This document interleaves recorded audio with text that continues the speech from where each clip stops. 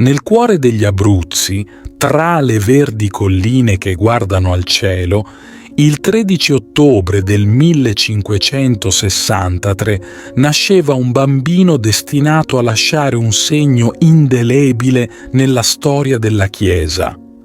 Battezzato con il nome di Ascanio, era figlio di Ferdinando Caracciolo e Isabella Barattucci, nobili non solo di sangue, ma anche di cuore. Fin dalla culla, il piccolo Francesco fu circondato dall'amore e dai valori della fede, che i suoi genitori si preoccuparono di insufflargli con cura e dedizione. Crescendo, Francesco dimostrò una straordinaria capacità di valorizzare i talenti che Dio gli aveva donato. Con l'aiuto della grazia divina riuscì a superare i propri difetti e a lottare contro le tentazioni e le passioni che lo assalivano. Da bambino, due erano le cose a cui teneva più di tutto: l'amore per Gesù eucaristico e per la Madonna. Una lunga e grave malattia fu il mezzo attraverso il quale Francesco comprese il desiderio di Dio per la sua vita. Era chiamato a diventare religioso, a essere padre di altri religiosi. Non appena si riprese, decise di abbandonare il mondo per dedicarsi completamente al servizio di Dio. Si trasferì a Napoli per studiare teologia e, in breve tempo, divenne sacerdote. Il suo primo apostolato lo vide impegnato proprio a Napoli, dove si dedicò alla conversione dei carcerati condannati a morte, preparandoli al sacramento della riconciliazione con Dio. Ma il cuore ardente di Francesco sentiva che c'era molto di più che poteva fare. Sentiva che Dio lo chiamava a un compito ancora più grande.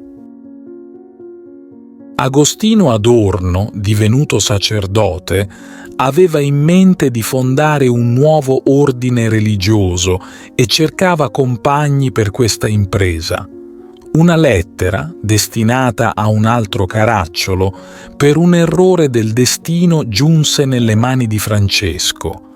Egli vide in questo errore la mano di Dio e accettò con entusiasmo di unirsi al progetto.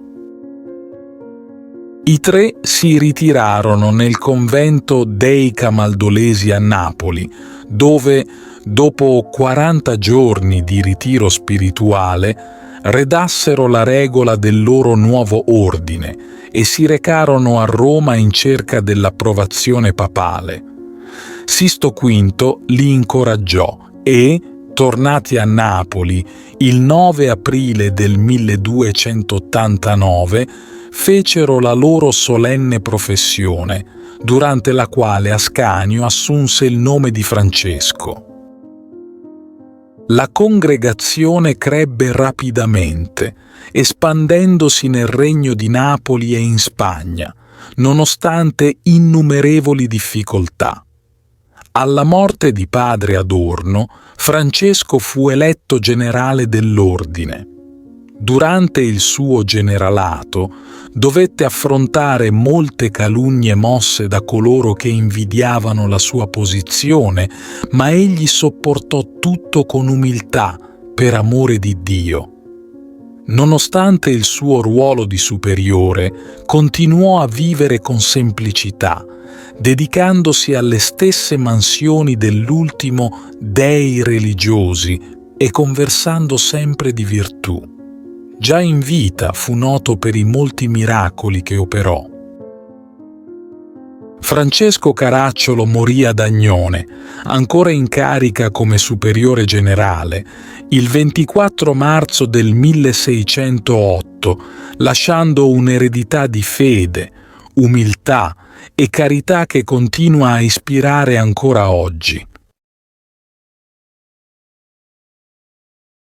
Ti invito calorosamente a iscriverti al nostro canale per darci supporto e permetterci di continuare a creare nuovi video che condividono storie ed esperienze ispiratrici. La tua iscrizione è un prezioso sostegno che ci motiva a condividere più contenuti di valore e a diffondere messaggi di speranza, fede e crescita personale. Grazie di cuore.